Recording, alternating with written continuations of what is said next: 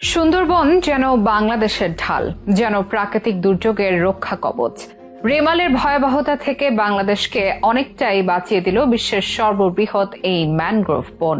শুধু রেমাল নয়, একইভাবে বাঁচিয়েছিল আমফান, আইলা কিংবা সিডর থেকেও।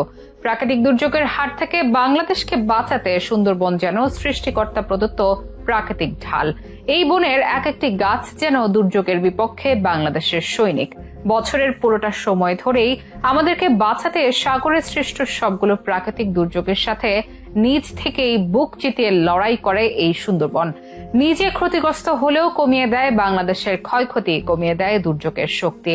বিশ্লেষকদের মতামত, দেশের দক্ষিণাঞ্চলের লোনা পানি ঘেঁষে সুন্দরবন না থাকলে প্রতিটি ঘূর্ণিঝড়ের ক্ষয়ক্ষতি বাড়ত আরো অন্তত 5 গুণ। তবে আমাদের জন্য লড়াই করা এই বনকে কি আমরা দিচ্ছি তার প্রাপ্য সম্মান? নেওয়া হচ্ছে কি প্রপার যত্ন, নাকি উল্টো আরো করা হচ্ছে ক্ষতি? এসবের বিস্তারিত নিয়ে থাকছে এখনকার বিশেষ আপডেট।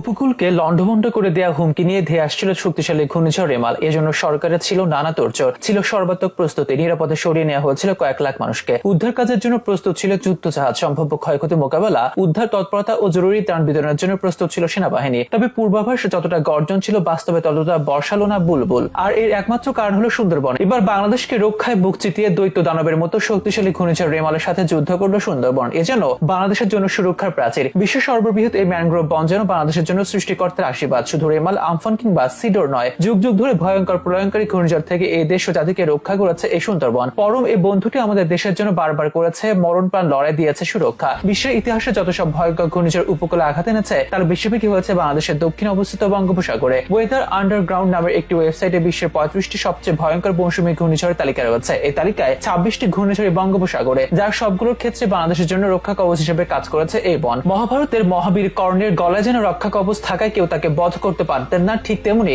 দক্ষিণের সুন্দরবন যেন গোটা বাংলাদেশেরই একটি রক্ষা কবচ, যার জন্য সাগরে যত দৈত্য দানবের জন্ম হোক না কেন, তার সুন্দরবন ভেদ করে বাংলাদেশের ক্ষতি করতে পারে না। ক্ষতি করলে তা হয় অতি সামান্যই। সুন্দরবন যেন বুক চিতিয়ে লড়াই করে এসব দুর্যোগের বিরুদ্ধে। কখনো করে ফেলে পরাজিত, আবার কখনো নিজে পরাজিত হলেও শত্রুকে করে ফেলে দুর্বল। বিশ্লেষকদের মতে প্রতিটি ঘূর্ণিঝড়ের শক্তি অন্তত কয়েক ভাগ কমিয়ে দেয় এই সুন্দরবন। ফলে কমে যায় ক্ষয়ক্ষতি, কমে যায় প্রাণহানি। তবে সৃষ্টিকর্তা প্রদত্ত আমাদের এই সুরক্ষা প্রাচীর আর রক্ষা কবচের সুবিধা পেলেও আমরা কি এর যথোপযুক্ত যত্ন নিচ্ছে? এই প্রশ্নের উত্তর হলো যত্ন তো দূরে থাক, উল্টো এই বনের ক্ষতি করছে আমরা নিজেরাই। অষ্টাদশ শতাব্দীর শুরুতে সুন্দরবনের আয়তন ছিল বর্তমান দ্বিগুণ। কমতে কমতে বর্তমান সুন্দরবনে বাংলাদেশের আয়তন দাঁড়িয়েছে মাত্র 6017 বর্গ কিলোমিটার। যেটুকু আছে তাতেও লাগানো হয় আগুন। বনদস্যুরা গাছ কেটে উজাড় করে। পিছিয়ে নেই সরকারও। নানা বাধা বিপত্তির পরও সুন্দরবনের গা ঘেঁষে নির্মাণ করা হলো রামপাল তাপ বিদ্যুৎ কেন্দ্র, যার ফলে কিছুটা হলে ক্ষতিগ্রস্ত হচ্ছে সুন্দরবন। বিদ্যুৎ কেন্দ্রের কয়লা কিংবা অন্যান্য জ্বালানি পরিবহনেও নষ্ট হচ্ছে বনের পরিবেশ। তেলের ট্যাঙ্কার ডুবিতে পানিতে মিশে যাচ্ছে ক্ষতিকর রাসায়নিক। এছাড়া বিস্ফোরকে মাছ মারা আর অন্যান্য বন্যপ্রাণী শিকারের কারণেও